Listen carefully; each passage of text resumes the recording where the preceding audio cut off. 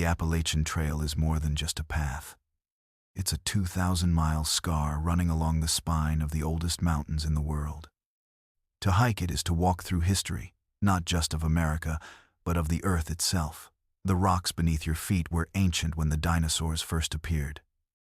People go there seeking solitude and to test their limits against the raw, indifferent beauty of nature. But the trail has its own stories, its own secrets.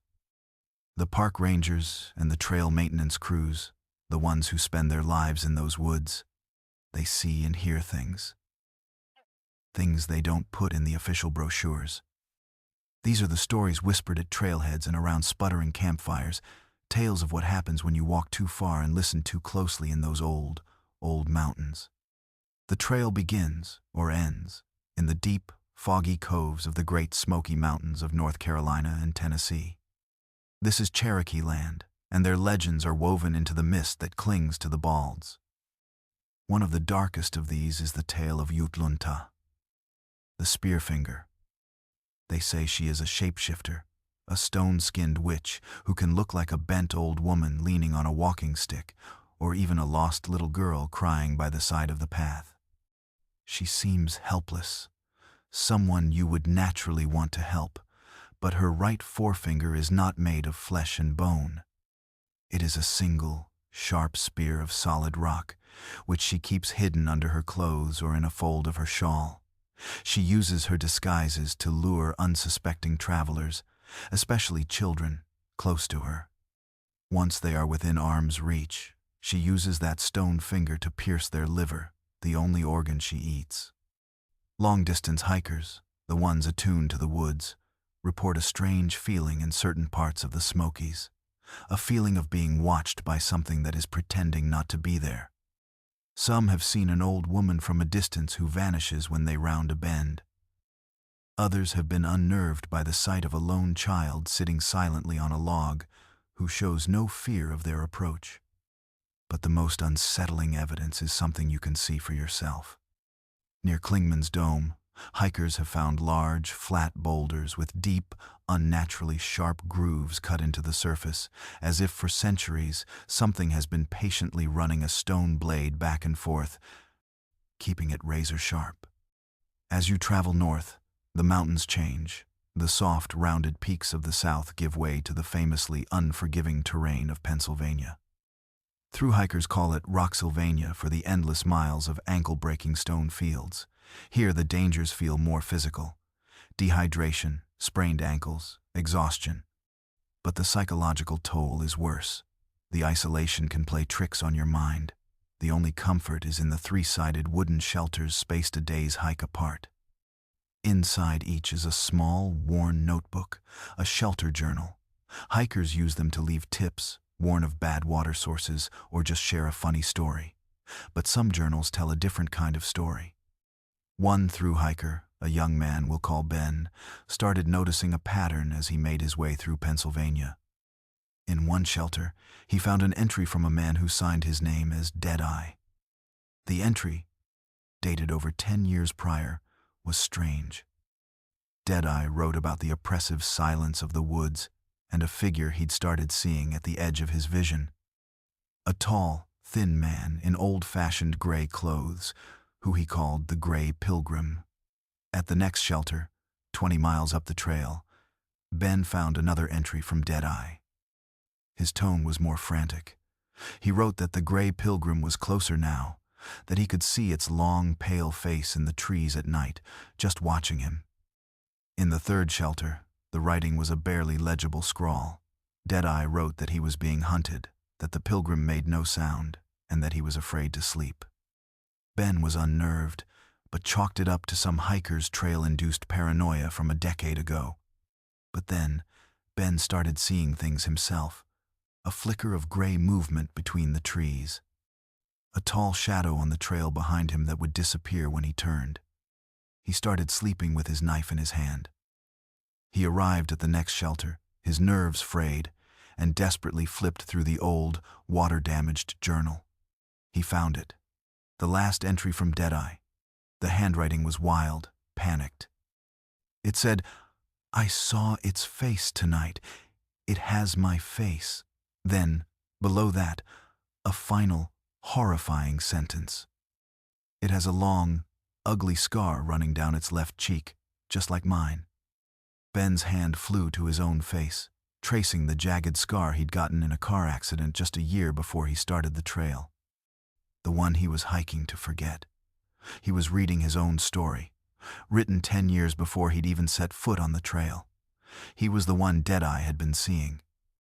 And now, something else was out there, wearing his face. Further north, you reach the White Mountains of New Hampshire. Beautiful, majestic, and arguably the most dangerous section of the entire trail. The weather is notoriously violent and can change in an instant. A sunny afternoon can become a deadly sub-zero blizzard in less than an hour.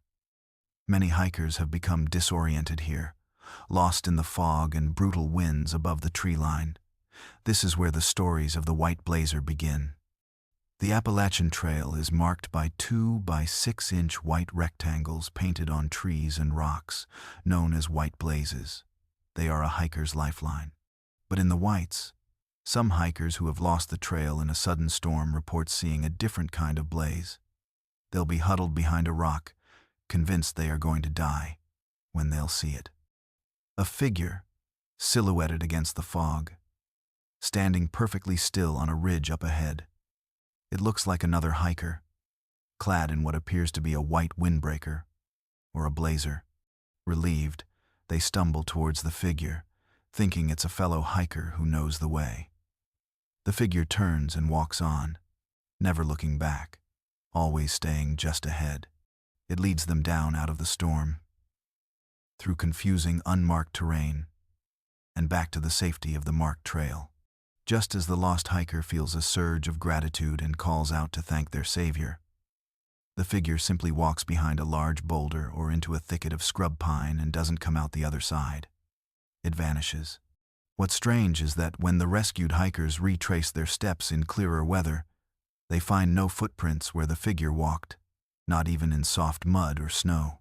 The most common story is that it's the ghost of a hiker who died in a blizzard in the 1,960 seconds, a helpful spirit guiding others away from his own fate.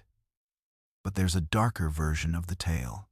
A few reports mention the White Blazer leading them not to the main trail, but to an old, overgrown path, one that was closed by the Park Service decades ago after a rockslide killed an entire group of campers. They say the path leads to an old, collapsed shelter, and that if you follow the ghost all the way, you'll join him there forever. But of all the strange things on the trail, the most pervasive and hardest to explain isn't something you see. It's something you hear, or rather, something you feel. It's known simply as the hum. It seems to be concentrated in the Blue Ridge Mountains of Virginia, but reports have come from all along the trail.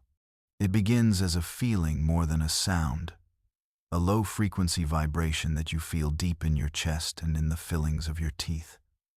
Hikers who experience it say it's impossible to locate the source. It doesn't seem to come from any direction. It's just there, a constant, oppressive presence.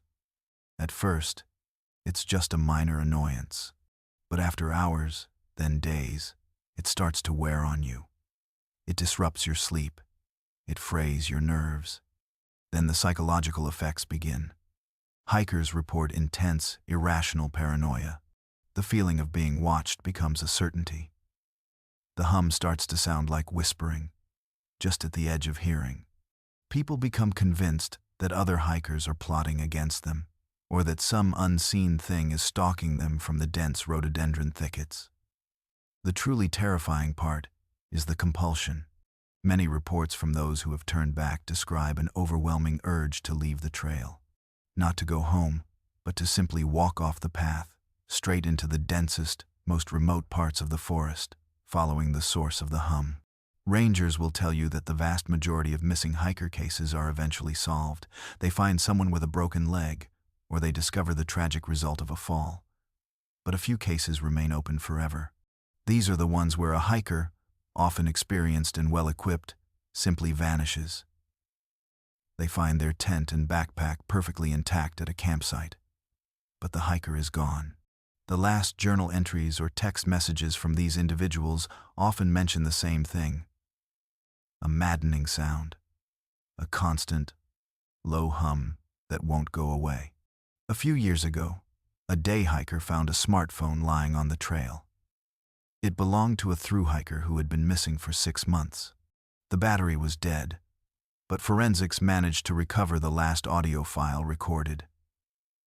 It was 30 seconds long. For the first 20 seconds, all you can hear is the sound of ragged, panicked breathing and leaves crunching underfoot. Then, if you listen with good headphones and turn the volume all the way up, you can just make it out. A deep, pulsating bass tone. A hum. It's a sound that seems to make the air itself feel heavy. In the final seconds of the recording, the breathing stops. There is a moment of silence.